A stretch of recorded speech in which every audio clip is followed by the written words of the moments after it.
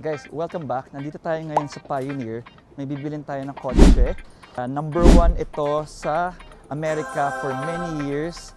Very comfortable, durable, ang lambot ng suspension, ang laki ng cabin, 2.0 super tipid. Lahat na, guys. 10 inches, CarPlay ready. Liga, samahan niyo ako.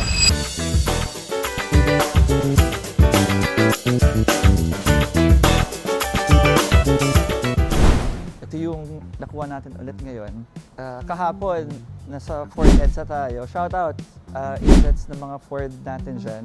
So, message lang kayo kung meron kayo papatrade in, pati yung mga ibang dealers natin. Let's work it out. Yung kahapon, color gray. Ngayon naman, color blue.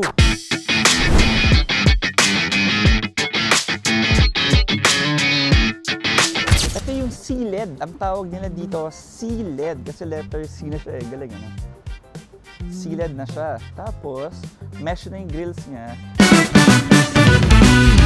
Mapapansin nyo guys, yung mga ibang pickups, no, alam ko yung mga old Ranger, naka-coil overs yung likod nila sa likod. Ito. Ngayon naman, naka-lift spring na rin sila. Katulad na rin ng mga Toyota.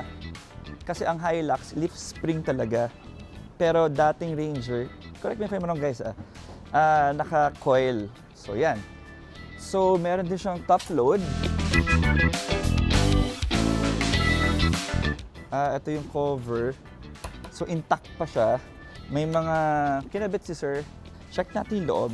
So pinakabitan niya ng leather seat cover. Pero I think I'm going to remove this one. Meron siyang aso. Kasama niya ba to? Ang cute no? Kamukha ng pusa ako. Siyak sana.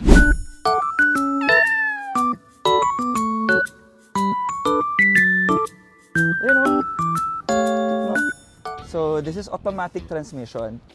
Yung kahapon kasi na kinuha natin is manual transmission. Start ko yung engine. Pakita ko sa inyo yung infotainment. Napakalaki. Yan yung signature ni Ford ngayon eh. 10 inches, infotainment, CarPlay ready, Android ready. Ayan. So, this is the 10 inches infotainment. Mileage is only 20,000 guys. Ang low mileage, very low. And sir, hi sir. We're vlogging the entire process. Yan. So, remote control. Okay, remote control. And service. Here, food, the history, meron history. So you can control everything in your mobile, in your phone. That's very high tech, you know, Ford guys. So it has built-in GPS. Well, good to know, may built-in GPS na siya. Oh, bawal lolo-loko dito guys. Bawal lolo-loko. Matatrack ka. Buti na lang tayo, mabait tayong tao. This is full pack. Napakasariwan tong kotse nito. And since this is 2023, meron pa siyang 5 years warranty to if I'm mistaken. Kung interior-wise, guys, ang luwag na ito. Oh.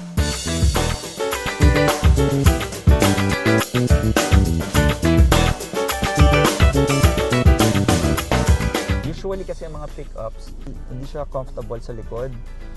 Maski matagtag. Pero for this one, ang mga Ford, ang luluwag, guys. Check natin yung body niya. Si sir, tignan mo. Ano ba tawag dyan? Hoverboard ba? Marunong kayo yan? Hindi marunong yan. Nakatakot. Anyway, sige, let's get back. Okay na okay. So may step board din siya. Mga pickups, preferably talaga may step board. Yung mga iba kasi stock, walang step board. Yan. So, this is 2.0 diesel engine, turbo.